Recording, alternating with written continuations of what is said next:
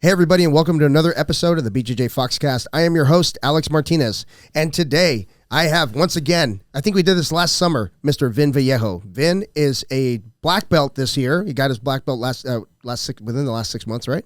Yes. Yeah, under Paul December. Nava. December? Yeah, so last time you were on the show, you were a brown belt. Black belt under Paul Nava. He is a personal trainer with over 25 years experience. At least, right? I've been with you for about 5 of those. 23. 23? Okay, yeah. Out of Tempe, Arizona, he runs, go ahead, why don't you give him the name? My place is ProFitness in the northwest corner of Rural and Elliott. Yeah. I've been there 20 years as of last February. Yeah, fantastic place, good people, and if you need a place to train, that's the place to do it. Hey, I want to talk a little bit about our sponsor, BioPro. BioPro is I'm going to read this because, I don't know how else to describe it, but it's a bioenhanced matrix of natural, powerful compounds that bring balance to the body and often result in improved body composition, fat loss, better sleep, performance gains, increased energy, and vitality. That's what I'm supposed to read. Here's what I know. I've been taking it for a little over a month, and I feel amazing. My recovery is better. My sleep is better.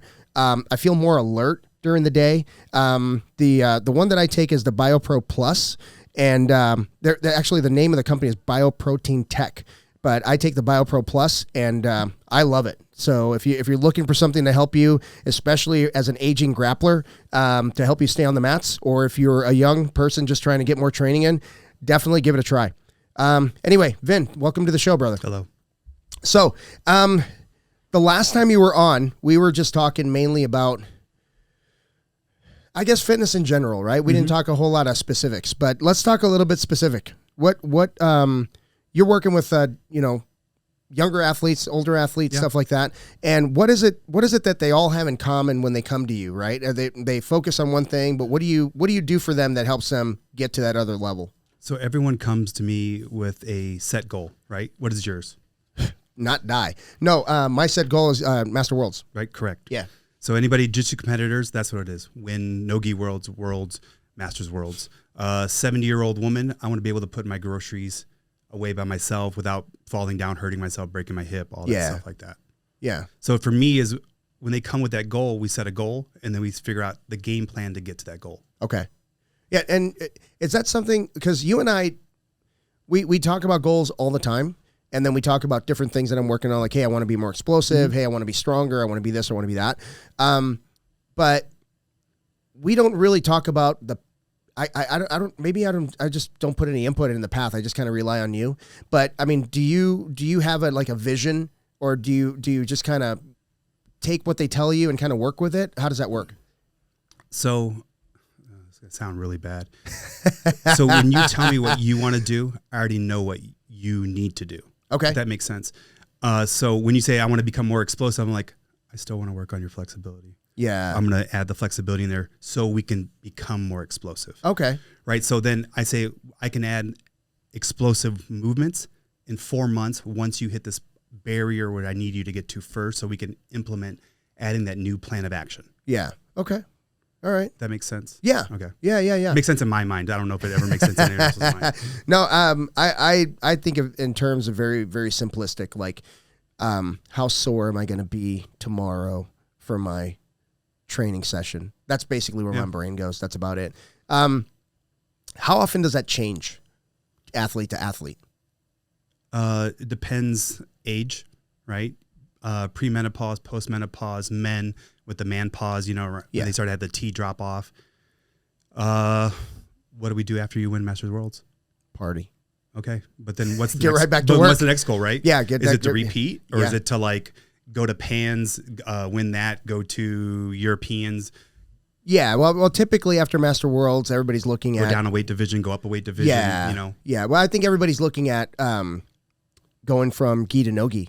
Okay. Right? And that would be I don't know if that's a different muscle group, but it's certainly more different, explosive. More explosive, right? yeah. Scramble game. pin, Yeah. Yeah, that's pretty wild. Are you going to Master Worlds this year?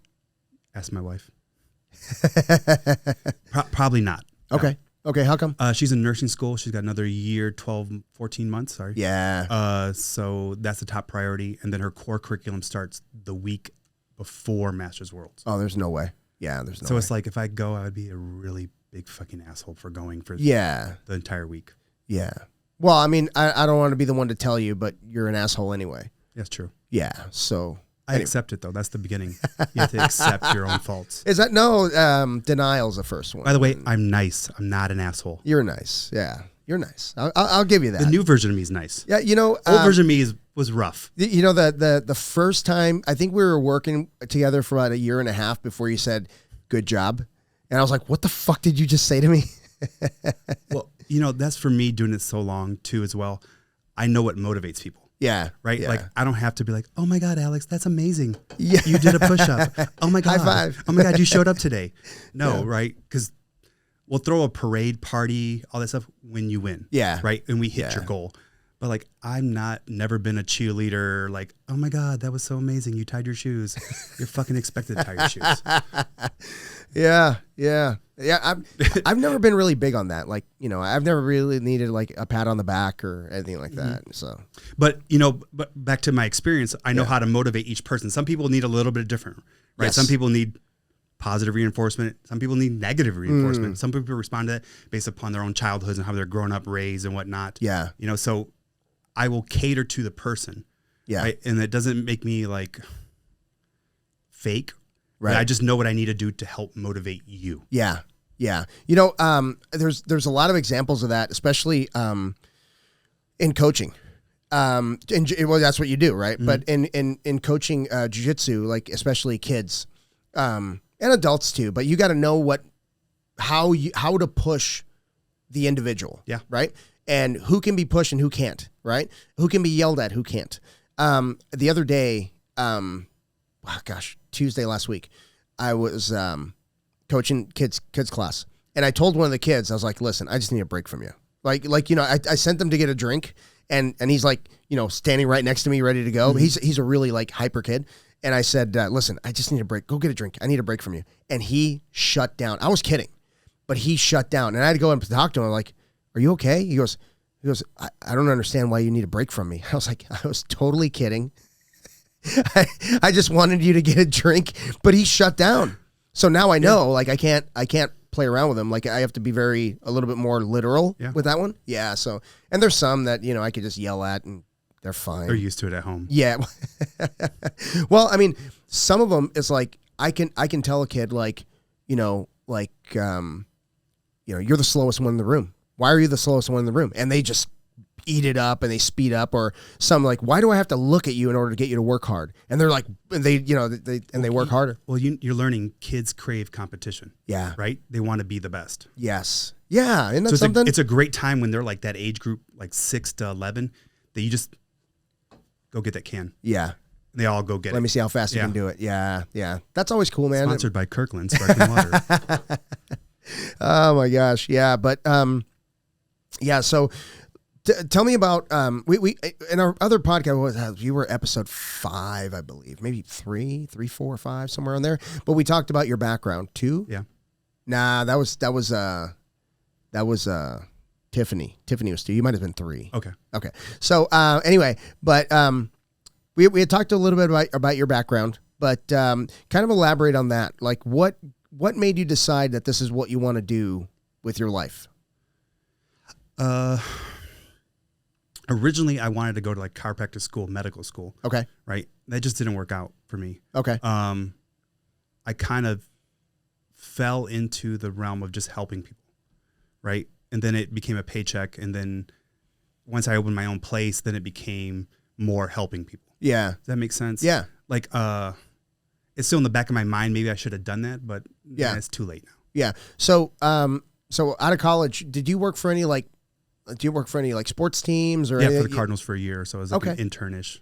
Okay. What's that like? What's that like going into work for Well, them? you're the bottom person on the pedestal. Yeah. So you like just wash towels. Okay. You don't do anything. That's cool. I mean, you have to wait for somebody to die or someone gets fired or, whatnot. To regime move up change. Yeah, exactly. Yeah. But I mean, you were around it. That's kind of cool. Yeah. Mm-hmm. Yeah. It must be interesting working with like real athletes or around real athletes. That's bad. I never really interacted with any of them. Oh, really? Yeah. Cause you're so low. Yeah. It doesn't matter. Yeah. Oh, clean that up. Oh, cool. Yeah. That's cool, man. No, yeah. Yeah. So, but it's a resume. That's all it is, builder. yes, but it helps, right? It I mean, is you were true. in the building. You know, and I could have used that at one time, and maybe I went a strength and conditioning coach at GCU, and then built it up, and then went from there to there to there to there to there. Yeah. That's not, I don't know, that's got to be a lifestyle commitment that is, it's tough. I mean, you know, it maybe, you know, decades ago you could make a living, scratch a living out, but now it's like if head coach gets fired, everybody's gone. Mm-hmm. So including you. Yeah. So it's rough. You're probably the first to go. Yeah, I would imagine so, right? Yeah. Because every coach will bring in their own person, their own philosophy. Yeah. Yeah. Yeah. So speaking of philosophy, tell me about your place and what kind of vibe do you want in that place? Jeez. That's a tough And when question. I say place, I mean your gym, right? Yeah. The ProFitness Tempe. My goal was to make it easier from the big boxes like the Lifetimes, LA Fitness, Pure Fitness, and whatnot, where people would come and not be hassled. Like we're never trying to sell you stuff. Like even my sales pitch is like, so how many days you want a week? You want to train? Okay, cool. It's this much. Yeah. Daily, weekly, monthly, yearly, however you want to pay. Yeah. And I wanted to be all about the training itself. You know, I'm not really flashy myself. My place is not like super brand new. Everything is like, oh my God, they had the such and such. Yeah. It's really unimportant. And in my own opinion, it's really fucking stupid if that's what you care about when you go to a gym. Yeah. Right. You know, I have people that come in that are very self-conscious about themselves. Like, oh, I want to work out at a time where no one else is here. Oh. And there's some times that they come in and there's a lot of people there and they really notice that no one even looked at them or even cared. Yeah. And everyone's actually more encouraging. You know, like, I feel like I'm a staple now in South Tempe where people look to us for that type of community vibe. You know? Yeah. Does that make sense? Yeah, right? Absolutely. Where now I'm getting to the point where I'm training people's kids. Oh, wow. And they're getting married and having kids now. That's cool. You know, and it's been there, we've been there such a long time. Yeah. Yeah. I have seen several families, like you can see the generations in there. Yeah. So that's pretty cool. And you have a guy, we don't have to say his name, but he's like 90 something. That's been going in there for a long time. Just passed like 3 weeks ago. Yeah, Jerry. Oh, yeah, 92. I'm so sorry. Yeah. Dude, I remember going in there and just watching him, and I was like, that dude was a beast, bro. Mm-hmm. Like, he pushed himself hard. Good for you, Jerry. Rest in peace, brother. Yeah. Oh, man, I'm so bummed. He was inspiring, man. I'm sorry, he was 94. 94? Yeah, 94. Yeah, because I think, was it Aaron? Aaron was somebody who's been going to him for more than 10 years. I've known that guy for about 22, 23 years. Wow. Roughly, wow. That's so cool, man. Mm-hmm. Yeah. So, rest in peace, man. That's a bummer. Wow. I just ruined the show. There goes the show. No, I'm just kidding. You're now the second oldest client. Am I? No. I was pissed, and then I was like, "Really?" You're like, "No, I win something." Oh shit! Yeah, I may not be it, but I'm sure I look it. But no, you've got a variety of people in there, but you know, no one goes in there and doesn't work. You know, they work hard. Yeah. You have that one family that came into the Sunday group training a couple times, and they were beasts, man. I remember they come in on Tuesday, Thursdays. Oh gosh, it's the mom, dad, and their daughter. I think they're doctors or something like that. But anyway, they were like, they're really the women are like really petite. Oh, and yeah, Dr. J and her mom. Yes. And man, so here's a quick story. You had us doing these exercises that were just horrible, and then at the end of the two sets, we had the two different exercises. We had a third exercise where we just grabbed a dumbbell, held it over our head with the arm fully extended, and just did a lap around the thing. And it's only like 3,000, 4,000 square feet, but then there's crap all in there, so you're not even walking the full perimeter. Dude, I could barely make it around without like having to lower, you know, and they're like holding it the whole time, and they're carrying some serious weight, dude. So that was pretty cool. Oh, that's right. I do know what you're talking about. Yeah. Yeah. So I hesitate to say names because I don't know if they want to, you know, put it on. They're not listening. My 10 listeners will put them on blast. You know, but the mom is going to be 75. Wow. You know, I mean, I don't know many 75-year-olds that can do 40 push-ups. Yeah. No, that's cool. That's cool. You know? Yeah. But anyway, so I want to talk about the other trainers, because I'm still don't have my brain wrapped around how you own the facility, right? And they don't necessarily work for you, but they pay you for the space. Yes, they pay a flat rent. So it's like a hair salon style. They pay for the chair, or like a barber shop. Yeah. So they pay per month, and then they can do whatever they want with their business. They could brand it, ABC training. Yeah. They can promote themselves that way, however they want to do it inside their own inside my facility. So they pay a flat rate, and then they could come in 3 days per week with a client, or they could come in 30 days a week. Whatever they want to do. Yeah, 30 times a week. Wow, that's kind of cool. And they set their own prices, their own schedules, whatnot. I mean, a lot of my staff, I think Kelly has been with me the longest, 13 years, 14 years. Wow. She doesn't work Tuesdays and Thursdays. And she travels the world, has a home, has a car. My former business partners and I, and now just me, we really focus on showing the trainers that want to stay with us long-term how to have a career and how to have a family, work, home, life balance, all that stuff along that lines. Oh, wow. So you're kind of mentoring people more. The ones that want to. Yeah. The ones that, it's, everyone thinks that they know best. Yeah. But sometimes people just don't know better. Right. Yeah. Well, I mean, people haven't been in it long enough to know better. I mean, for me, I always think about like when I was in sales in 2006, that was my first real year in sales where I was actually just selling. Yeah. And I was murdering, dude. I was just hand over fist. I was turning work away. Yeah. 2 years later, there was nothing to sell. So then people either got out of the business, which happened a lot. People like shut down their companies, and it was in the AC business. So they shut down their companies, and a lot of those guys that shut down their companies went to work for municipalities, and you know what I mean? We're kind of, I hate to call it the safe, but it is safe. It's, so 08 during the crash. And all yeah, during the crash, 09. And I remember 08, we did okay. made a change in 08. And in 09, I just decided that this is not going to be my recession. I refuse. And then I sold more that year than I had the previous 3. And, but those are the things that I can pass along to people that haven't been doing it and those are the things that you pass along, right? Exactly. You've gone through several of those. And that's what people don't understand. That's why you build those building blocks when times are good. Correct. Yeah. Like now, like the younger trainers, I tell them, summer's coming. People are going to take vacation. Yeah. Manage your money. Yeah. You don't need to go buy this or that right now. Yeah. Let's get past the summer. Then when everyone comes back in the town, then you can go spend your money. Yeah. Just tighten up for like that June, July, early August until school starts. Yeah. Just tighten up the wallet a little bit. Just a little bit. Yeah.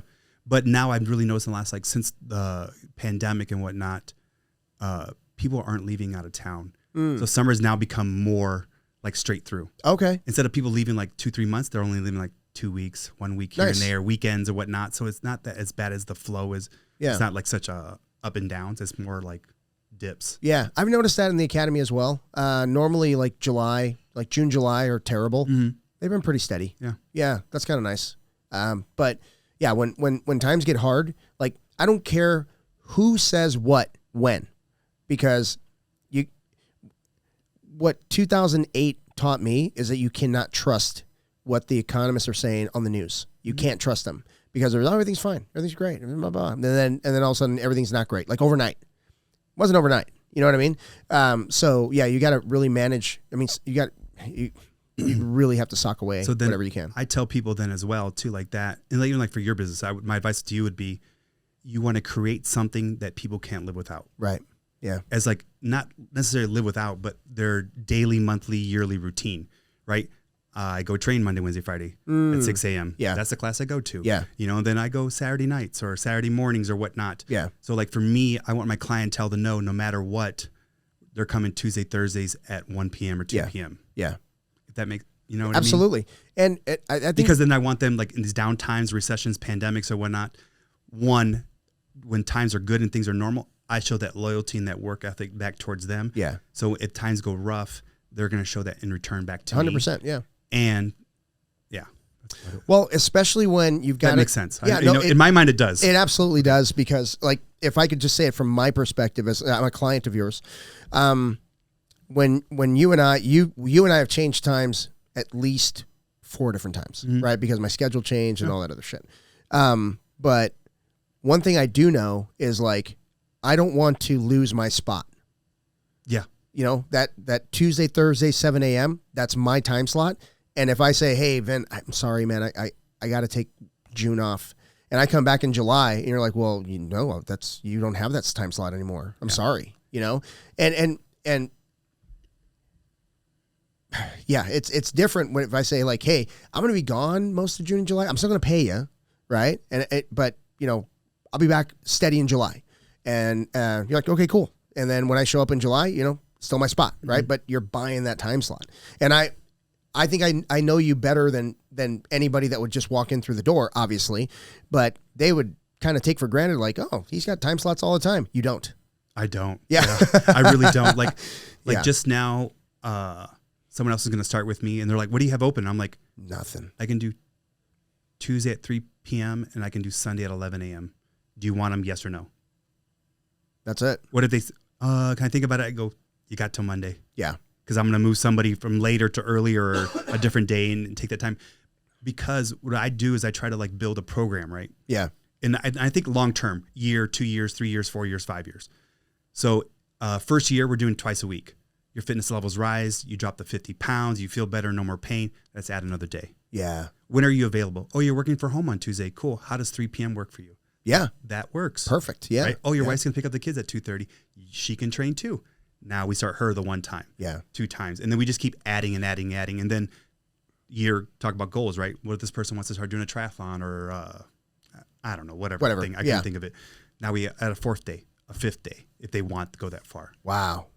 You have people come in that many days a week? 4. I have a couple people that do 4s. That's cool. Yeah, 5s is tough. 5's hard. Yeah. It's hard on your body. It is. Yeah. I mean, I do 3 days jujitsu, 3 days weightlifting throughout the week. So one of the days is a 2 a day at least, you know, maybe 2 of them. And those days are tough. They're just a dragger, man. Yeah. They make my day off just so much nicer. lay on the floor and just eat. Yeah. Yeah. But I've been doing the compression therapy, almost every day. Yeah. I just kind of fit it in at the academy whenever I can. And man, that's making a huge difference, because just that lactic acid buildup is murder. And it's the down rest time, right? So, like, general rule of thumb, if you train 10 hours, whatever it may be, you probably need to have about 4 to 5 hours of recovery and therapy as well. That's like a nap, that's massage, red light therapy, cold compression, ice plunge, sauna. You need to get that in. Yeah. It needs to be in. Yeah. Yeah, that's pretty much the advice I give my students as well. For every hour you train, you got to give yourself 30 minutes of recovery. Yeah. Yeah. So, and it may seem daunting when you put it that way, right? 10 hours, you need 5 hours. But if you train an hour in the morning, you can do a half hour of stretching in the evening. Yes. That's doable. Exactly. Like, easily. You can still do homework with your kid. You can still watch TV. You know what I mean? You're just stretching while you're doing it. Foam roll 20, 30 minutes here and there. Yeah. Yeah. Yeah. And there's some folks, like, I've got one student that does like 2 a days, and she goes rock climbing and she does all this other stuff. And we're actually coming up with, like, ways that she can recover while she's doing her day-to-day stuff. Like, what are you doing sitting at a red light? Oh, but how about we stretch our shoulders out? Yeah. You know what I mean? How about we stretch our, you know, and things like that. Because I told her, I was like, you got to be actively recovering, like, all the time, because you just don't have that. She's really busy. And you think about the reference, like to a car. Right, you got to get new tires, you got to change the oil, new battery, the little windshield wiper shit, and all this other stuff, brakes, and you need to replace it. Same with your body. Yeah, you always constantly have to be checking the fluids. Right, absolutely, man. Checking the fluids. You're welcome. Thank you. No, we were actually brought to you by Kirkland Sparkling Water. Brought to you by JT's Curry Wagon. JT's Curry Wagon. I was talking to. Gosh, JT and I were talking. We were talking to somebody else, but we were talking about the podcast episode. I can't remember which one. But JT's like, "Oh, I haven't heard that one." I was like, "Dude, why not? I gave you a shout out." Yeah. I was totally kidding, and then he texts me. He goes, "Hey, just listen to it. No fucking shout out." And it was like 2 hours long. So I think I might say that to everybody. Like, "Hey, I gave you a shout out on the show." But speaking of shout outs, I got, man, there were 3 guys that came up to me at the tournament because we just did Phoenix Open, and that came up to me at the tournament. They're like, "Oh man, I love the show," and I was like, "Man, I got to start writing these guys' names down so I can give them a shout out on the show." Thank you guys so much for listening. One dude was like, it's on. I guess he must drive a lot because like, it's always on in the car. I'm like. And his wife was like, "It is." I'm like, "I am so sorry." Like, he's like, "Yeah, that's me right now, bro." Oh, Kelly, yeah. Talk about me. So I want to give him a shout out. That was really cool, man. It gives me like we're sitting here talking into microphones and listening in our ears. We don't know who's going to listen to this stuff, right? It could be anybody, but it's kind of cool that people enjoy it. I think it's neat, and that's kind of why I do it. But Phoenix Open, not a big tournament. At all. No. Not at all. Poorly promoted. Poorly promoted. IBJJF, if you listen to this, 6 months prior, announce it. At least. 6 months. We are, okay, our metro area has 6 million people in it. Come on, man. Like, like they're promoting New Orleans more than they're promoting this one. I'm sorry. I love New Orleans. I'm lying about that. I've been there once, but New Orleans, I'm sure it's great. I'm sure it's a great place. But they had Tojo and Kelsey went to that one. They had 4 mats in there, like they had like nobody competing. That's dumb. Yeah, it was dumb. There's no reason why there shouldn't be 20 mats going at the Phoenix Open. It should be sold out. Sold Kids, out. No gi, sold out. Yes. And I'm actually, obviously I'm a little biased because I live in the area, but dude, we have 6 million people in the metro area. And they gave us like, I think this time they gave us like 45 days of notice that they were coming. Yeah. It wasn't even on the schedule at the beginning of the year. And it's in July. I think we talked about it earlier. Yeah. That should be in like October, springtime, maybe even spring training. Dude, yes. Sold out. March would be perfect. Yeah. Because it's about 80 something. Yeah, 80 something. 0 humidity, maybe 5% humidity. You could do it outside, like you said. Yeah, do it outside. It'd be perfect. Yeah. Anyway, but yeah, I'm a little biased, but it was a 2-day tournament, which is ridiculous. They could have got it all done in one day with 10 mats. Yeah. But I think I left just after the open was at like 5:45. Yeah. Anywhere other bigger places like San Jose, anywhere in California or Dallas or Orlando, you're leaving the open at like 8 p.m., 9 p.m. Yeah. You're there all day. Yeah. It's like, oh my God, I'm Masters 4. Open starts at 7:30. Yeah. Yeah. Well, like Vegas Open. Was Vegas Open 2 days? I think, no, I don't remember. But Vegas Open was like, I was white belt Masters 3, and we went like second day, 6 p.m., something ridiculous. I'm starving to death. Yeah. Yeah. But we don't have a ref. Yeah. They left. I don't blame them. They left. Oh man. Yeah. But yeah, it was, but to point though, how many big superstars were there yesterday? Quite a few. There was a couple. I was just like, holy shit, he's here in Phoenix? Yeah. Wow. Yeah. I got to watch this match. Yeah. That was fun. It was fun. And you're right up against the... Oh, yeah. Yeah, I mean, there was nobody there. Yep. So no crazy hooligans, no kids, no nothing like that. Yeah. It's just the coach. That's... Yeah. Mateus, you got to change your grip. Now. Yes, that's good. Yeah. Paro. Yeah. Yes. That was it. Yeah. Another thing is like there were no vendors, obviously, because they have 0 notice, but people were like swapping belts and swapping gis because there was nobody to buy a gi from. Like no one was there. Hey, girl, Eddie. Yeah, but let's go. So, but I mean, can he get in through Probably the IBJ? I don't know. Especially with the new rules. Yeah, I don't. I vaguely read about the new rules with new gis, stuff like that. I don't know what they're doing with that. What's going on with that? It's stricter everything, like the weave, the pearl. I read half of it. Me and Tojo were talking about it on Friday. And I said to him, I go, they're going to start selling or renting their own gis. Watch. Oh. That's the next IBJJF move, I bet. You can only compete in an IBJJF gi. I'm just thinking about all the sick friends that I have in jiu-jitsu that would probably urinate in that rented gi before they turned it back in. Just be very careful how you push people because they're going to push back. I'm like in my mind, I'm like, I got like 7 in my head already. I'm not gonna, but I mean, I'm just saying, I've got some sick friends they won't be nice about it. No. I bet that's what they do.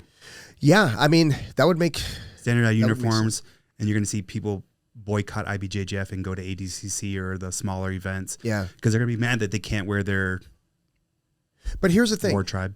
Who does it better, though?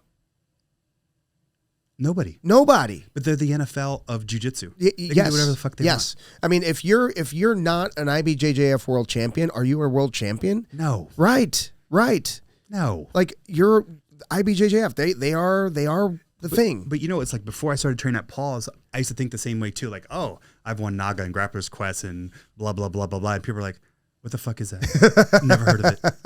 Yeah. They're fun. I mean, they're cool. I think my first round ever it's probably a famous story now between me and John Cabe. I can opening him. Yeah. And he's like, this is not legal. I'm like, where? He's like, it's not IBJJF approved. I don't know what the fuck that is. Well, I was the beating that preceded after that. I'm sure. Now read the rule book. Yeah, I'm sure. When I was a white belt, starting to do competitions, I'm like, I'm doing every competition I can because I heard about this point system. Right? Oh, yeah. This point system, like you got to gain points. I don't even know why the fuck I want points, but I want points. Yeah.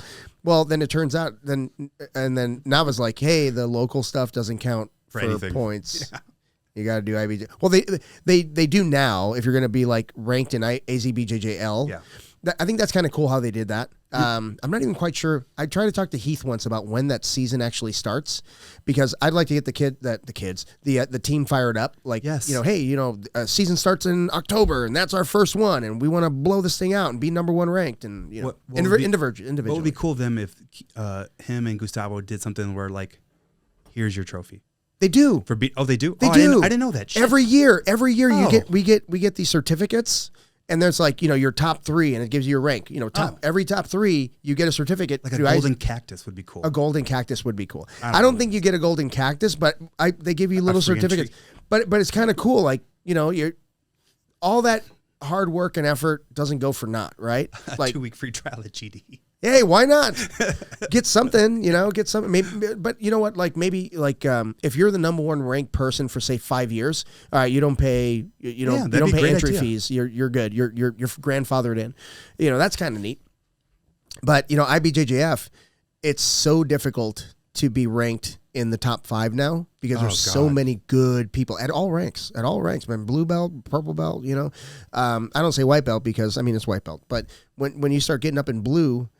I was watching some of those blue belt matches, and there were some really terrible blue belt matches. I think you were talking about that. Like, I don't want to watch this. This is horrible. Yeah, but then there were some that I was like, they're rolling at a black belt level. Like, those young kids, holy crap, dude. They are rolling so good. I was very impressed. I'm very impressed with the purple belts. I didn't stick around today for the no-gi because we had this going on. But yeah, in the gi, dude, there were some really good matches going on. Oh, geez. Yeah, I agree with you. Yeah. It's scary. You think about, like, how would I do against that 22-year-old purple belt or 22-year-old blue belt? They would be dusting off your ass like this. I know. And handing it to you. They're just so much more athletic. They're so good. Yeah. Yeah. And someone said that the other day on a podcast. It might have been like the Jiu-Jitsu podcast. Really, really intelligent dude. Really, yeah. He was saying that like the new, 18-year-old, 17-year-old blue belt that's been training since he was 2 will beat the black belt hobbyist sometimes. Yeah. Yeah. I wouldn't doubt it. And I think back about rolling with Damien Nanason, and Damien, at blue belt, he was handing me my ass, man. He was so good at freaking orange belt, for crying out loud. You know what I mean? But those are the kids that did not quit. No. And we lose the kids at around 11 is when they start going, I want to play basketball. I want to do this. Damien, I don't even remember him mentioning a different sport. He's a brown belt now, right? Yeah. He's going to get his black pretty soon. I hope so. He's 22 years old? Yeah, 21 years old? 21 years old. And, dude, I don't even know if he can throw a baseball. I don't care. Who doesn't matter. It doesn't matter. This is his thing. And he's so good. And he's a good kid, too. I like him a lot. But there's a lot of kids that had a lot of potential. They were beating Damien. Yeah. Yellow belt. They were beating him at, orange belt. They're gone. They don't train anymore. And if they decide to jump on a mat with Damien, he would chew them up now. But he just didn't quit. What's crazy about that is in 10 years, 20 years, I wonder what the regret's going to be. Oh, dude, it's got to be big. When they get older, they get married and they have their own kids and like, oh, I'm going to put my kid in jiu-jitsu. I used to train too. And I took silver at Pans, in 1992 or whatever. Or won kids Pans or something like that. Yeah. You know what I mean? Like, oh, yeah. Good. Like, you were really good then. Yeah, yeah. And you were a black belt when you were 10. 10.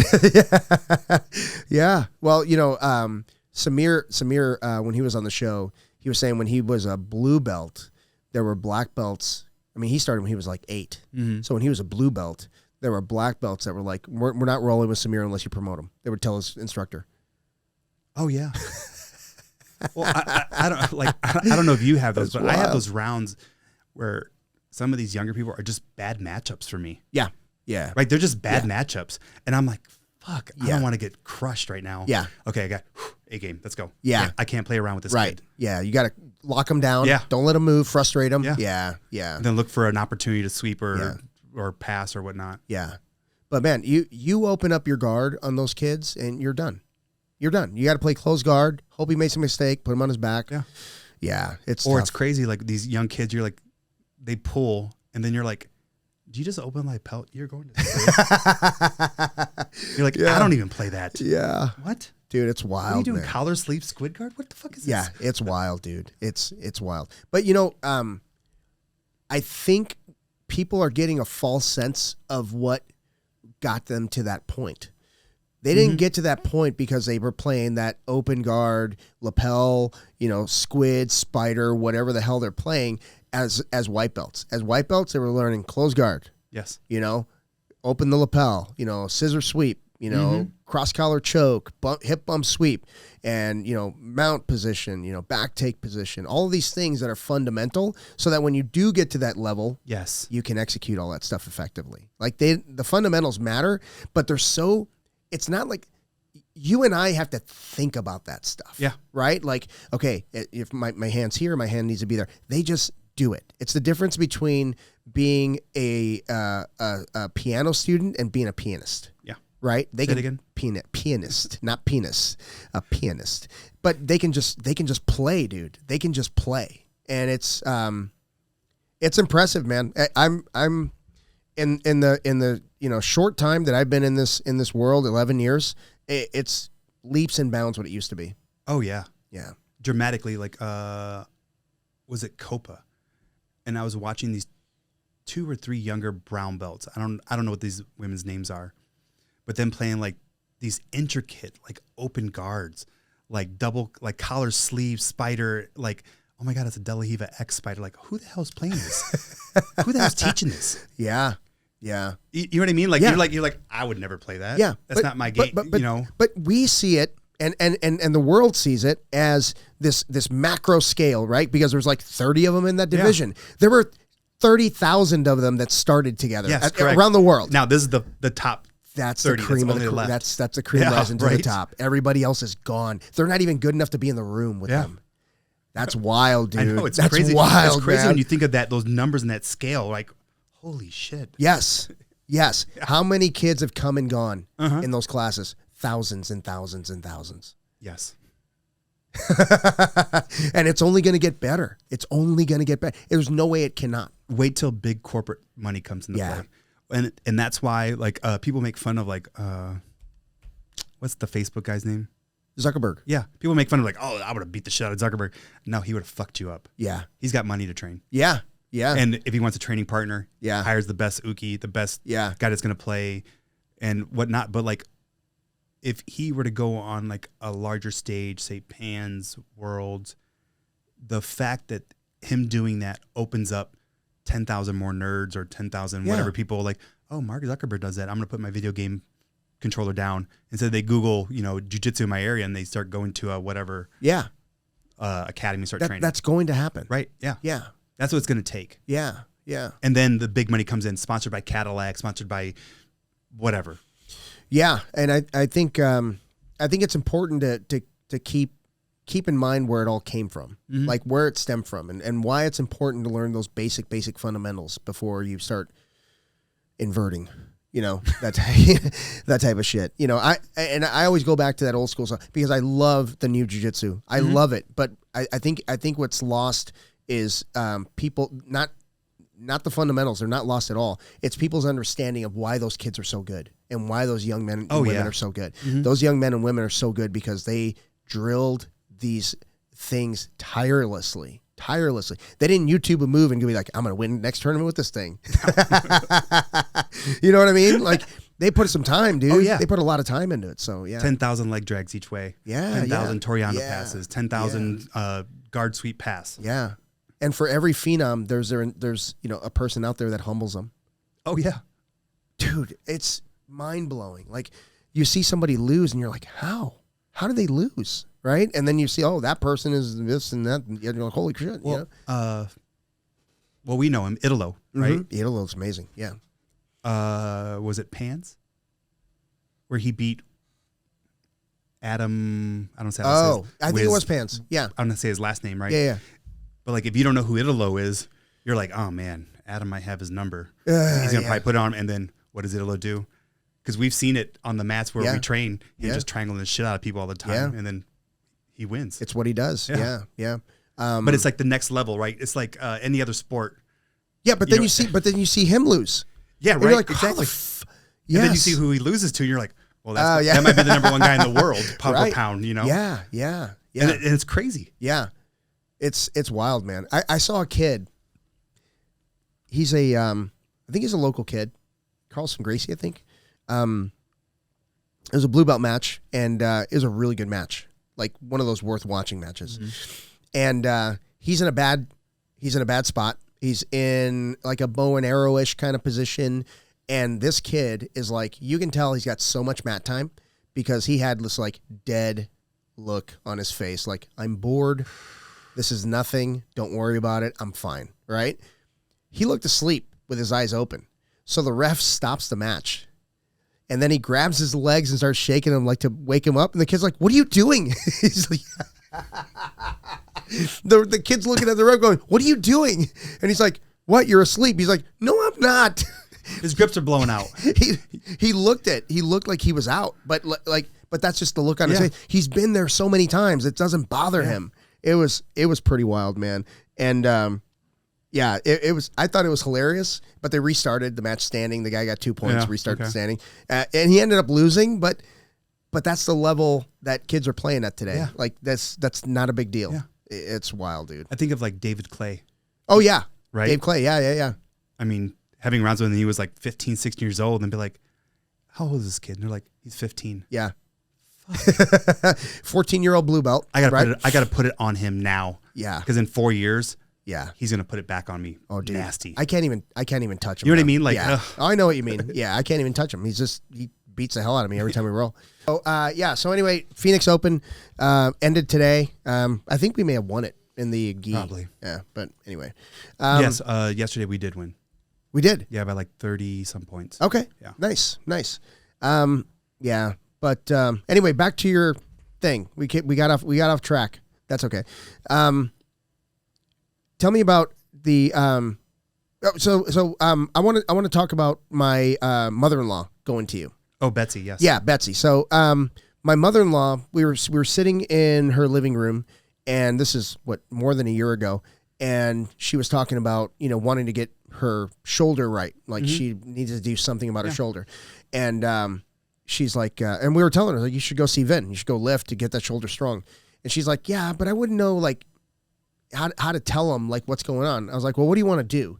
And she goes, I just want to kayak better. I'm like, say that. Yeah. Like go tell Vin that you want to kayak better. And that's what she does. And that's what she did. And she's kayaking. Yeah. I think she's kayaking this week. Yeah. Right now they're like in somewhere. Yeah. Idaho Montana. Somewhere. Yeah. She sends me pictures, and I was actually telling Marlena this, my wife.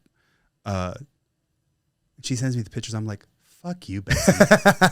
And she'll say captions like, it's 67 degrees. Last night was freezing. Yeah. We had to get extra blankets on. I'm like, fuck you. It's 120. Yeah. But I don't actually say that to her because she's a nice lady. Right. Yeah. But like, I'm like, ugh. Oh my God. Yeah. Don't drown.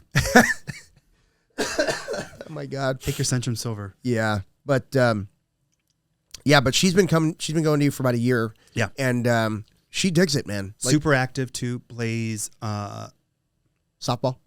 I want to say elderly softball. Yeah, that's what I was going to say. She doesn't mind it.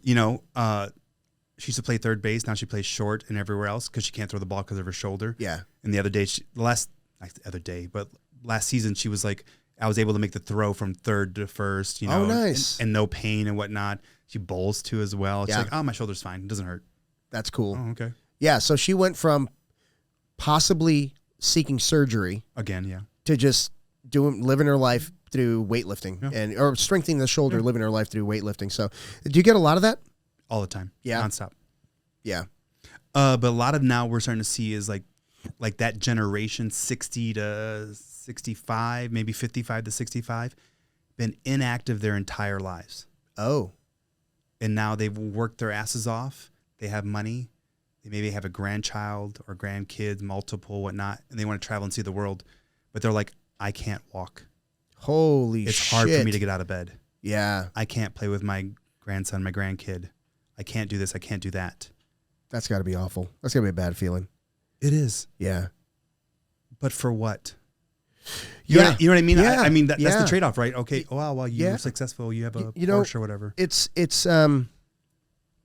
so I'm in the similar business, right? Different, same business, different kind of industry, I guess. But I get that a lot, man. When I have people walk in, they're out of shape, obese, whatever you want to call it. They're out of shape and they're just looking to do something, right? Yeah. And the number one thing I hear is like, man, I dedicated my whole life to my kids, and you know, now my kids are grown and they're gone. I want to dedicate some time to me. Man, it's really hard for me to just. Obviously, like, I'm happy for them, right? They're snapping out of it. It's not too late. That's you're the first alive. step, Yeah, right? That's the hardest part. Get started. Yeah, but how many people sacrifice themselves for the kids, and then they're not around for their grandkids? Like my big thing, like if you made that kind of sacrifice for your children, you must be a great freaking person. You must be a great mom, great dad. You did everything for them. You drove them around. You know, you sat in the car in the rain and whatever while they were doing their practices and done all that. You didn't take care of yourself at all. But you took that away from your grandkid. Yeah. You've taken that away from your grandkid. You could have been a badass grandma, badass grandpa, had you taken some care of yourself. Even if they don't have their own grandkids, right? Right. Your own kids. Yeah. I can't go to their wedding. I can't walk and give her away down the aisle. Yeah. The fuck were you doing your whole life? Yeah. I was working. Oh, that's cool. Every minute. Yeah, every minute. Okay. Yeah. But then you see them, and I hope none of them hear this, but like, then they're frustrated and discouraged because they haven't lost the 50 pounds in the first 2 weeks. Dude. I'm like, you've been eating like shit yeah. and stressed out and not doing anything your whole fucking life. Yeah. And you're mad at me. Yeah. Because you can't do a push-up. That's not my fault. Yeah. And you know, I don't know that the body knows the difference between stress, because they may think like, okay, the pressure's off. My kid's good. My kid's in college, or my kid is married, or my kid has moved on and they got a great life and they've done all this. I can relax. Well, you're stressing your body now by weightlifting. And I don't know that your body knows the difference between the stress of like raising a kid and being there and having to rush them all over the place. You know, that being hunted by saber-toothed tigers. They don't know. Like they don't know, the body doesn't know the difference. So yeah, it's going to be, the body's going to hang on to stuff that it thinks it needs. But like, even, you know, like in jiu-jitsu, you see these people that were super successful in whatever life, and they come start training jiu-jitsu. Yeah. And they're just getting mopped Mauled. up. Yeah. Mauled by people. Yeah. They're like, I can't understand why I'm doing this. Like, I should be able to do anything like that. Like, you haven't done shit your whole life. Yeah. Now you're expecting this same guy that's been active his whole life. Yeah. To not choke the shit out of you all the time. Right. Yeah. You can't forward roll. Yeah. Yeah. But you're here. Yes, correct. And believe me, I'm not trying to say anything discouraging I know. when I say that. Absolutely. Me either. But it's like deep down in myself, I'm all like, you can't be mad at anyone else in this world other than yourself. Yeah. Because like for myself personally, like some of my fondest memories as a child was like my dad's, he owned his own like remodeling construction business, right? And he would just grab drywall, like 2 sheets with one arm, and he'd be like, hold this. And I'd be like, and I'd be in high school and he'd be like, come on, you lift weights. And I'm like, I can't hold it still. Hold it, you pussy. You know, and he'd be like drinking a beer, smoking a cigarette, holding his drywall and moving it back to me. He didn't do that, but you know my point. But like, I always think until like maybe in my 30s, I'm like, my dad is still fucking strong. Yeah. You know, he's 70s now, but like you see him, he's still active, still doing something like that. So for me, translate a little bit differently because, you know, my job and his job is different in terms of career path. But I want to be active for my kids, and I want them to see like, oh, daddy wasn't playing Xbox all day and all night long and watching cartoons and shit. And smoking cigarettes. He's 40, 50 fucking years old watching Simpsons. Come on. Get a man. Who has time for that, dude? I know. You're getting me on my soapbox. I know. Right now. I know. I'm not trying to piss you off. I want to choke the shit out of Alva tomorrow morning. He actually listens to the show sometimes. I know. But like, I know he's going to be there tomorrow morning. Yeah. You got till Wednesday. Right. So like, I'm not going to drink because that's my main training partner on the mornings, and I need to be ready to go. He looked great this weekend. I know. Yeah, I'm really proud of him. I agree. He was over the top nervous. Yes, that's just how he is. Okay. He looks great, dude. What'd you do to him? He looks fantastic. I agree. He's down like 30 pounds. Yeah. Ready to go. Yeah. Masters Worlds. It's a plan. Is he already on weight for Masters Worlds? He's there already. Good for him. He was 1 under or 2 under yesterday. You just got to show up and you just got to focus on jiu-jitsu. Yeah. Oh, I'm so proud of him. I know. Alva, I'm so proud of you, buddy. Yeah. He looked great, dude. He looked great. And he shouldn't be nervous. Well, I mean, a little nerves are good. Yes. Right? If you're not nervous, it's probably not going to go well for you. But he was like a little over the top nervous. Like I could tell, like, you know, he was good. But you know, like, he's been one of my main training partners, helping me get ready when I needed it. Yeah. So I want to be back in return because what's like 40 some days the Worlds. Yep. Right. Roughly. Yeah. Like, I know I need to turn my training up so he's ready for Worlds. Yeah. Like, no more, hey, joking, laughing, slap hands. We both sit on our butts and we play a footlock game. Bring it. No. Yeah. I'm going to try to snap you down. Yeah. Yeah. So, yeah, I gotta figure out, how I'm going to get myself there. I mean, I'm in shape, you know, I'm not in shape. But it's just, Are you world shape? No. Timing's not there. Okay. Yeah, timing's not there. So I got to work on timing. But you're at a really tough battle of, like, I think I've mentioned this to you, like Alex the coach, Alex the owner, Alex the competitor, right? Yeah. Yeah. But you know, I've kind of come to the conclusion that this is going to be my trial. The next year is going to be tough. And honestly, like, how should I put this, man? Like, what's the purpose in doing anything if everything's going to be so fucking easy? Oh, yeah. I know what you mean. There's no fucking story if it's easy. You know what I mean? Like, I got to go through it. Like, I'm grateful that I have the opportunity to go through it. It sucks. Don't get me wrong. Don't get it twisted. It can suck. But, man, like, I talked to the class the other day about how you're going to show up.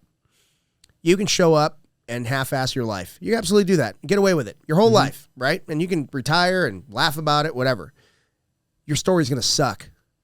Your story's going to suck. No one's going to hear your story. Yeah. Now, if you have a life like, man, there's guys that I want to get on the show, but they're kind of shy about telling their story. We're talking drug use. We're talking you're talking guys that have actually hit rock bottom and now they're good. You know what I mean? They're black belts in jiu-jitsu. They have good careers. They have their own businesses. That's a story I want to sit and hear, man. I don't want to hear about a guy like, oh yeah, I really didn't do shit. Played video games and I don't know, man. Everything seemed to work out. That's to be a 3-minute podcast because I don't want to hear that shit. Thank you and goodbye. Yeah, yeah. But I mean, think about this. Like, okay, got through some business stuff, lost some coaches, went from teaching 3 classes to 6 a day, 3 classes a week to 6 a day. Working my butt off. Like, every waking moment is dedicated to making that place better. Man, in 5 years, that's gonna be a cool story, man. It's gonna be a cool story, and I'm grateful that I get the opportunity to be the person in that story. Yeah. I'm not all of it. I'm a part of it, but I still get to tell it. You know what I mean? Yeah. Oh yeah. Exactly. I'm getting on my soapbox, but yeah. I don't even remember what the hell we're talking. Oh, Master Worlds.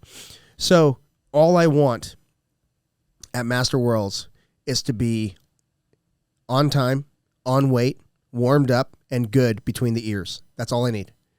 That's all I need. If I'm good up here, autopilot on the mats. Good to go. Yeah. Good to go. I've been there 100 times, right? Not as a black belt, but I've been at tournaments, 100 times, and I'm not afraid. I'm not afraid. I'm not overthinking it. Like, I've been there I've been there 3 times at black belt. It's not that different each time. Yeah. It's not. It's not, man. It's really the vibe not. is the same, right? The brackets are a little different, but the vibe is the same. You're just doing jiu-jitsu, man. Yeah. And if you're good between the ears, you're good. Like I think back all my performances at Worlds, like I'm a slow starter. I know it. It takes me about a minute. I'm like, oh, I'm down by an advantage. Maybe I should move. Yeah. And you go in these game plans in your heads, like this last Worlds, like I had to make weight. Yes. I don't know if you know, like I walked from MGM to the convention center to cut weight. Yeah. And then went to sleep, made the scale. I'm like, okay, I'm good. Thank God.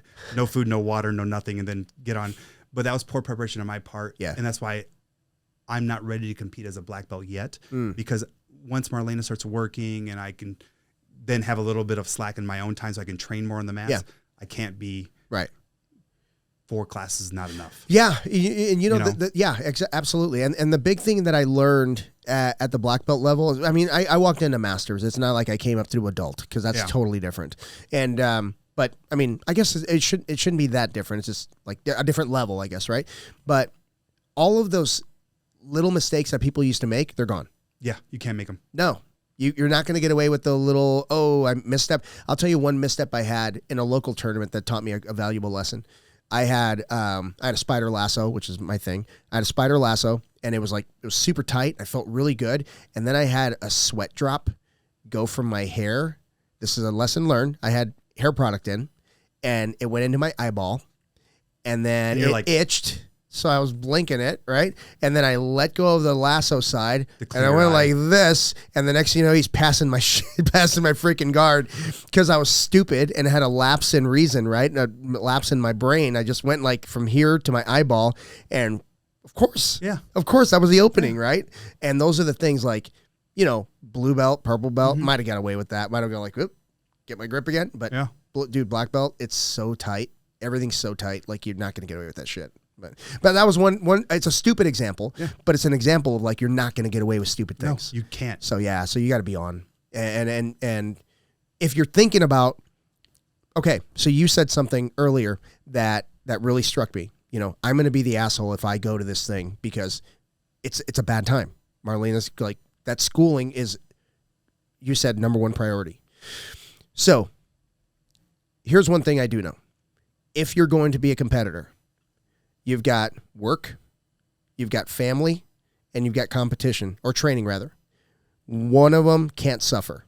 Yeah. And it can't be training. And it's all down, and it goes downhill. Yes. Right? It goes downhill. Yeah. Yeah. So, we've had training partners of us that have had stuff going on with their family or kids or wives, and see them go compete, and you're like, hey, you doing? I'm good. They're not. Because they're worried about the sick kid at home. Yeah. They're worried about their wife or, whatever issues that may be gone with them, or, other family members. And you're like, man. I've seen people overcome it. Yeah. Like Nava overcame unbelievable. it. Yeah. Unbelievable. Yeah. But it's, I don't know that I have that kind of fortitude to overcome it. You know what I mean? I don't I got to be good. Yeah. Yeah. Yeah. It's not easy. It's not easy at all. And I admire those that can overcome it, but maybe I could. I just, like you, it's really good that you said what you said in the beginning. Like, that is your number one her schooling is your number one priority. So that makes that decision easy. Yes, it does. Right. So that's kind of cool. But it doesn't keep me out of my normal routine. Right. 4 classes, no matter what. Yeah. Like it's religious. Yeah. Monday, Wednesday, Friday, Saturday. Monday, Wednesday, Friday, Saturday. Monday, Wednesday, Friday, Saturday. And you're lifting and you're training. And I do all that stuff along that line. And I'm still getting some competitive rounds, but I know to compete, I need to go a couple night classes. Yeah, of course. I need to cross train a little bit, somebody my size, whatnot. Mm-hmm. I need to get crushed by people way better than me. Yeah. To see if what my game plan is working or whatnot, what I need to fix and stuff like that.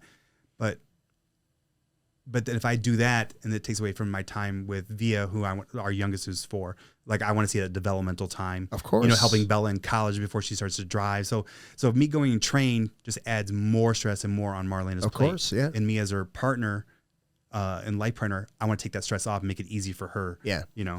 Yeah. And let me tell you something, man. Once she graduates, I'm going to compete in every tournament. Good. Yeah, you're so good. Yeah, you're totally fine. You're totally. Well, I mean, by then, Bella be old enough, Via be old enough to understand what's going on and, all that stuff, and maybe even come, You know what I mean? That'd be kind of Exactly. cool. Yeah. Yeah. So I always enjoy that. I always enjoy the kids that kind of grew up in it. And They're like, yeah. But no, it's even bigger than that. Like when they first walk in there, they're like, oh, this is crazy. After a while, they're like, it's a playground. This is where I come. Like they're just zigzagging through people. They don't even notice like the tournament anymore.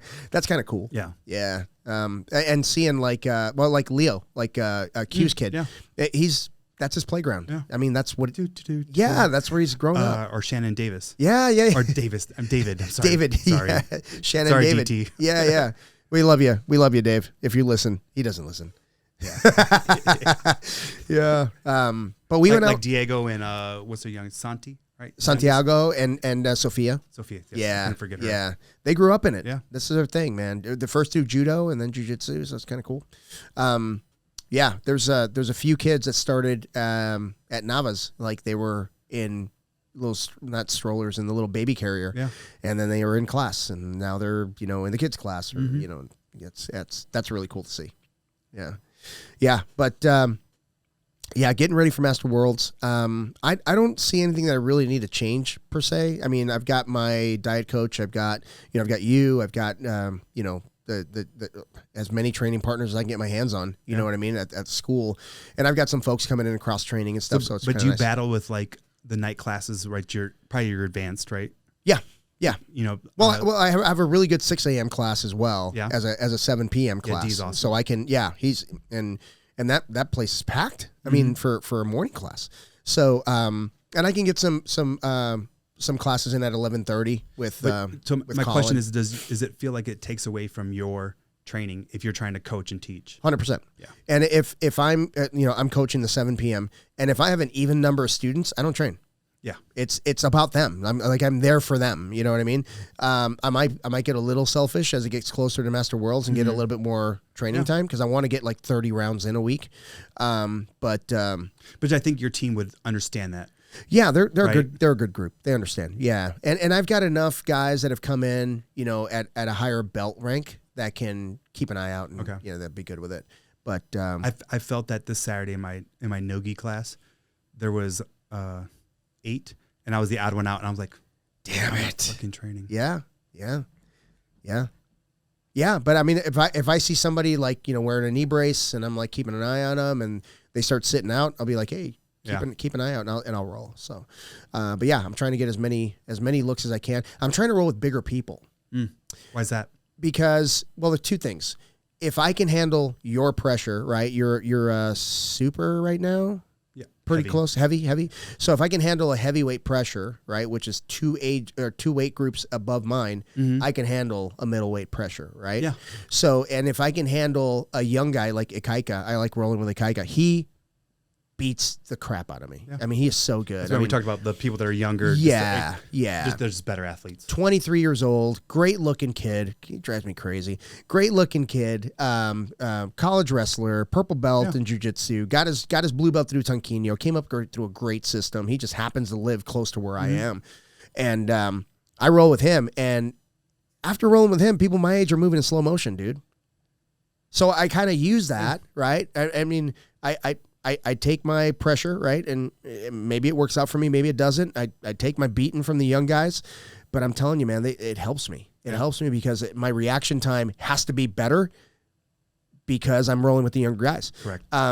If you're 50 years old and you're rolling with 50 year old people and over, your reaction time is going to be according. I think if you challenge yourself and roll with some younger people, take your beating, be careful, right? Don't be stupid. Don't try to be 23 years old. I'm certainly never going to stand up with Ikaika. No. That's never going to happen. You may get hurt. You literally may get hurt. Yeah. I'll stand up and then I'll sit right back down and then he's going to pass my guard because he's quick and he's good. And then I can work on recovering my guard over and over. Maybe I do, maybe I don't, right? Or he gets me in a bad position. I can work on being in a bad position over and over. I'm good with that. Yeah. But you've got to be good with that. Yeah. And it's a mental mind state, right? It is. Like I said, you got to be good between the ears. You say that, and I think about some of the training partners I've had over the years. When it got too hard, they disappear. They disappear. Yeah. You're like, what happened to so-and-so? Huh. Dude. Oh, everyone else got better, but he didn't. Dude, I'm telling you. Fade in the wind. Yeah. And I've known people like several people, dude, like couldn't win a blue belt to save their life. They couldn't buy a win, and then they kill it at purple. Yeah. Or vice versa, right? Or they sucked at brown and they win their first black belt match and everything's like good again. You know what I mean? And I love seeing that. Those are the perseverance is what gets me, man. I love that shit. It finally clicks.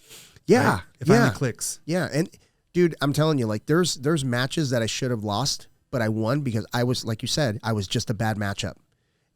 There's always that chance. Yeah. There's always that chance. It really is. Yeah. And you know, and maybe, you know, people, I hear people talk about Master Worlds and they think about it, they're like getting through the black belt division as this unattainable thing.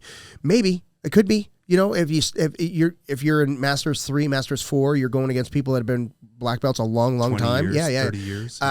But what if you could pull it off? What if you could pull off that miracle? What if it's you that day? What if you're the bad matchup? What if they didn't have time to prepare like you did? What if they were sick 2 weeks before? What if the bracket fell perfectly?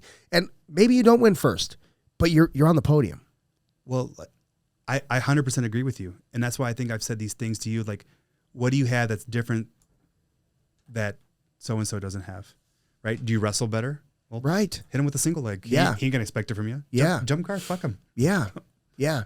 And if he's limping? Yeah. Oh, attack the leg. Oh, my God. Like yesterday. Oh, my God. Like yesterday, Alva, if you're listening, that guy started limping. Attack the fucking leg. Get that. Go after that. He signed up. Yes. He knew the risk. Yeah. Yeah, dude. I always tell myself. I'm a nice guy. You know, someone said to me, it'll be a miracle if you win. Okay. What if I can pull off that miracle? What if? Yeah. Why can't I? There's no reason not. There's no reason I can't. What did you do last year? You had 2 wins? I had 2 wins, 1 loss. Yeah. Okay. Yeah, and you needed one more to podium, right? No, I needed one more. I needed to win that third and my fourth to podium. Okay. It was 4 matches just to get into the tournament, basically. Okay. So easily done. Yeah. I mean, I'm right there. I mean, someone doesn't make it healthy to the 4th round. Right. They tweak their knee. Yeah. I mean, or they're not in shape and the first 3 rounds killed them. Yeah, I'm in shape. That's the other one. I guarantee I'm in shape. That's the other one you see all the time. You're like, these guys, like, first round. Yeah. Shouldn't be here. Yeah. Shouldn't be here. Yeah. What are you doing? Go home. Yeah. You're going to get hurt. Yeah. I mean, I'm telling you, man. I think about that all the time. Like, it'll be a miracle if you win. Okay, but what if? What if I pull it off, right? Yeah. Will you acknowledge that I pulled off a miracle, you bastard? We're going to talk right after this. But hey, yeah. you. Yeah, man. But you know, it kills me. Like, I'm not there to just show. Mm-hmm. I'm there to win. I'm there to fucking win. And if I don't, okay, I'll see you next year, motherfuckers. Yeah. You know what I mean? I'll be back. Yeah. I'm going to go back game plan. I'm going to work on that weakness, what I got beat on, and I'll see you. You better have something new. Yeah. And you know what's funny, man? Like last year, the year before last, I was like, man, you know, I was really down on myself, right? Last year, when I lost, I remember this vividly. I'm tying my belt, and all I could think is like, I can't believe I got to wait another fucking year to do this again. And that is the one thing about Worlds or no-gi Worlds is like, it's so fucking frustrating. Because like I did Pans twice, Worlds 3 times as a brown belt, right? And minor mistakes, Little things. It's complete. I have a different set. Like, you know, I spent a whole year working on my back. Yeah. And I'm like, I'm going to showcase my guard. Nice. Masters Worlds, right? And what happens, for 4 minutes, I'm literally defending a guard pass.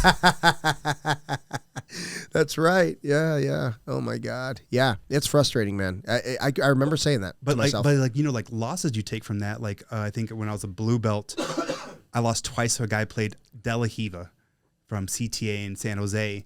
And I was like, I'm going to spend a year. And I literally do that. Like, I don't think anyone ever plays De La Hiva on me anymore. Because it's going to be bad. Blow right through it. It's going to be bad for them. Yeah. Like, don't do that. You're going to hurt your knee. Yeah. I'm going to break your wrist. Yeah. Sorry, don't do it. No, that's it, man. But like, those are the mistakes, you know, like talking about like getting triangle. I'm never going to get triangle again. Yeah. One thing I've never said, in the past 5 years, at least 5, maybe 6 years, I've never said, man, I gotta make sure I'm in shape for this. No. Never. I'm in shape. Like I'm good to go. I could do 10 matches. Easy. If you're worried about that, you should not sign up. You shouldn't be there. You shouldn't be there. Yeah. Hate to say it. Yeah. It's going to be a bad experience. You're not going to coast to do any round. They're all going to be tough. No. Yeah, they're all going to be tough. And then what's crazy about every year you see somebody is from, I don't know, name a random ass place. Illinois. Sri Lanka. Sri Lanka, yeah. You know, like, yeah. oh, who's this guy? Some guy from Sri Lanka, you know? And then he just smokes everybody. Yeah. Who's that guy? Oh, he doesn't compete till this year. What? What? Yeah. You know what I mean? Like when they had all the events in Florida. Yeah. Who are these world champions? Never heard of them. Right. Oh yeah, they don't never leave the state of Florida. Whoa. Or like when they were doing everything in Texas, Dallas, right? You're like, who are these people from Texas? Oh, that's so and so. He's won everything around here. Oh. Yeah. Yeah, man. I think if you're doing stuff in your hometown, you have the advantage. Yeah. Like, that's for sure. Coming to the Phoenix Open, you know, you're sleeping in your own bed. You know what I mean? You're watching your own TV. You're just kind of chilling out. You're at your own job. You know what I mean? When you travel, you're at a little bit of a disadvantage. But what Amy and I do, is we keep everything the exact fucking same, with the exception of the room we check into. Yeah. That might be a little different, but the hotel, the routine is very important. Food, everything is exactly the same every time we go. So we're kind of home. You know what I mean? Even if we're in Vegas, we're still home. Like we're not in awe of anything that we see. You know what I mean? We know where the fitness center is. We know when the pool opens. We know all that scale, shit. Sauna. Yeah, scale, food, sauna. Yeah. Coffee. Okay, cool. They open at 5 o'clock, 6 o'clock. I can get my first cup then. Exactly. Yeah. So, and that's why I always like to travel the same day. Yep. Because to me, it's a business trip. Yep. Right? I'm going in. I got to come home. That's right. Yeah. Yeah, man. So it's, So, yeah, that's something I want to touch on for a second, because you're not the typical jiu-jitsu traveler that most people know.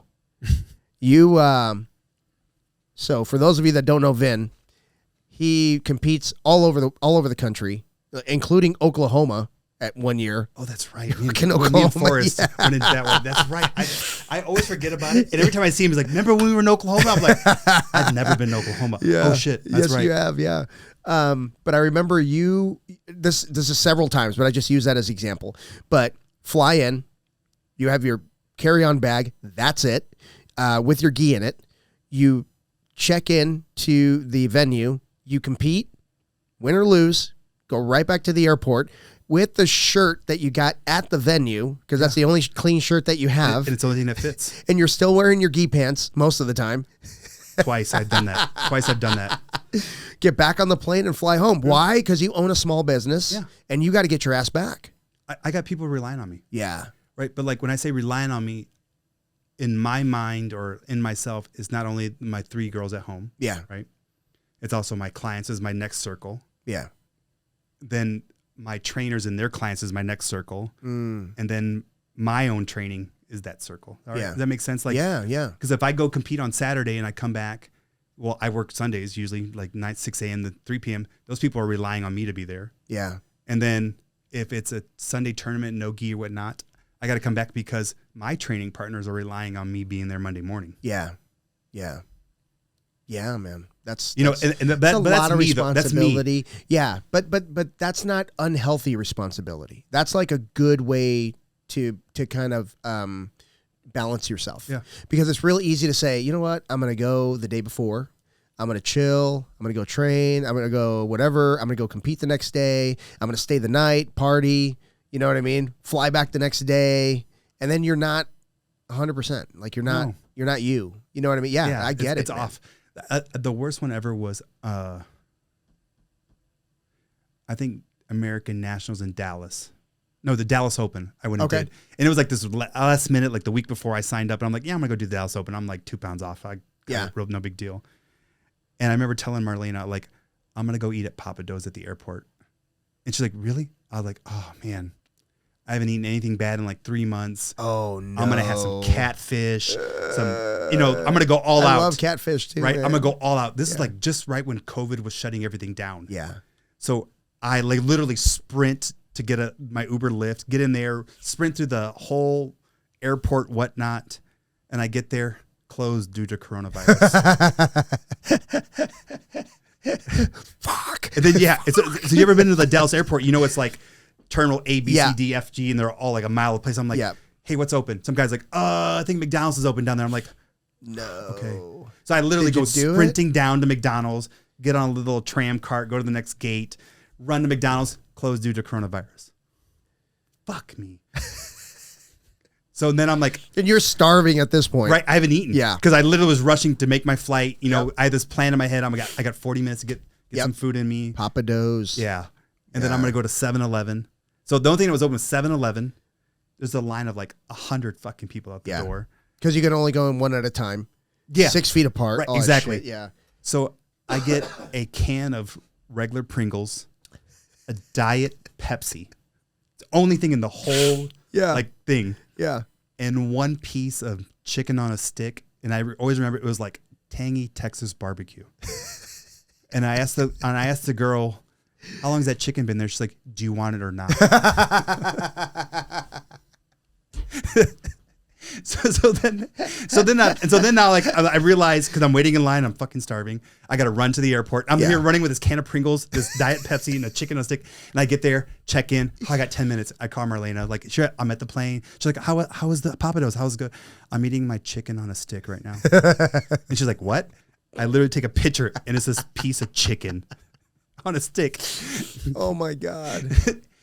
Oh my God. Was that the one chip, one sip trip?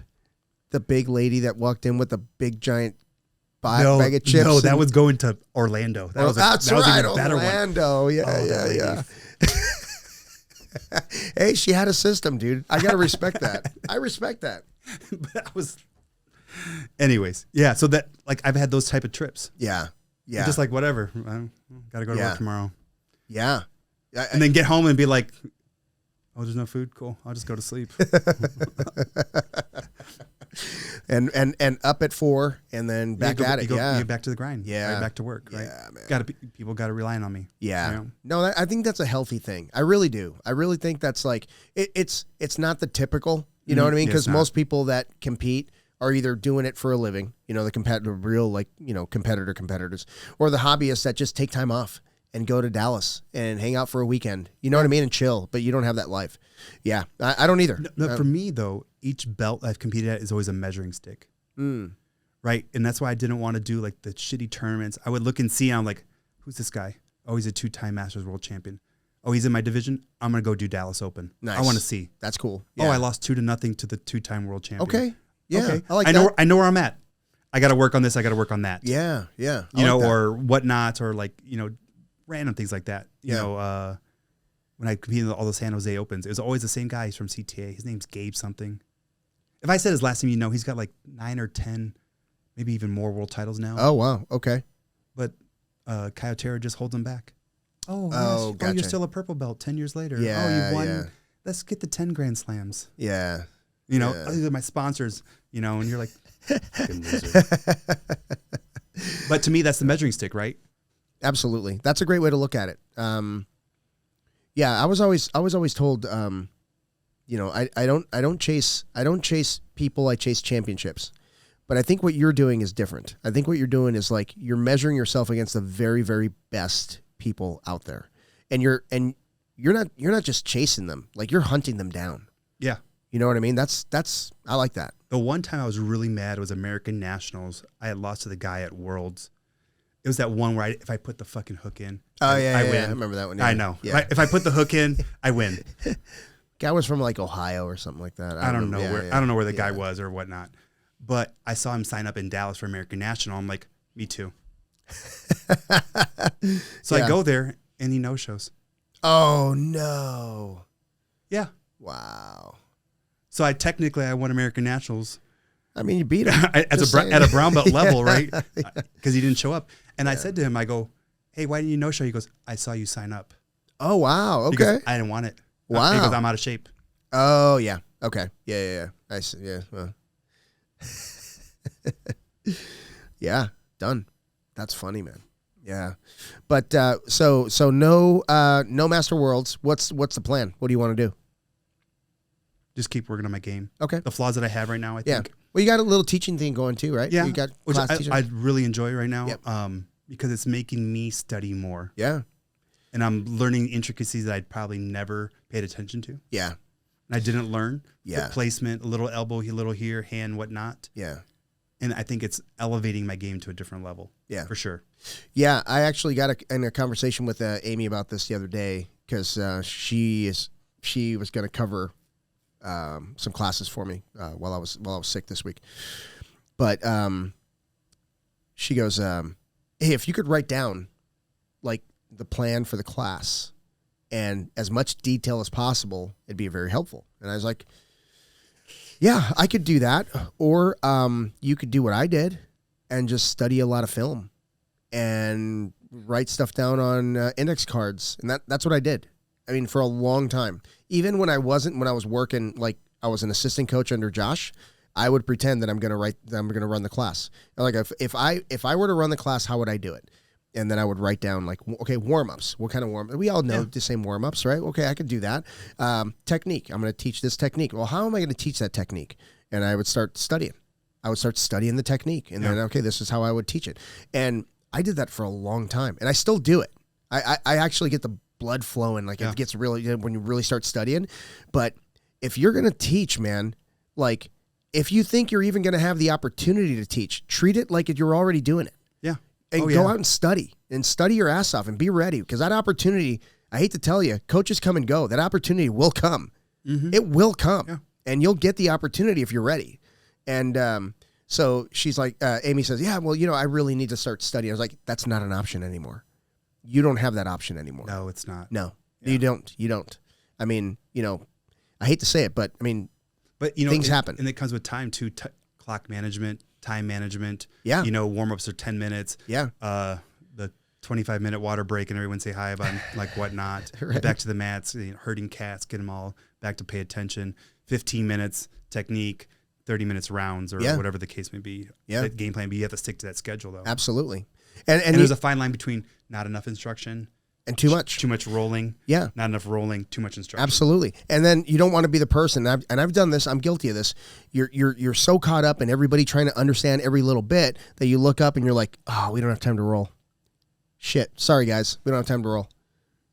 Nobody wants to hear that. No. Right? So you gotta, I mean, it's a balance and it's a dance, but you gotta learn how to do it. And what I've like really working on myself, right, is making moves that are so simplistic, perfect. Yeah. Like right now we're doing half guard, right? When you come up for the underhook, at the same time we're basing the hand. Okay.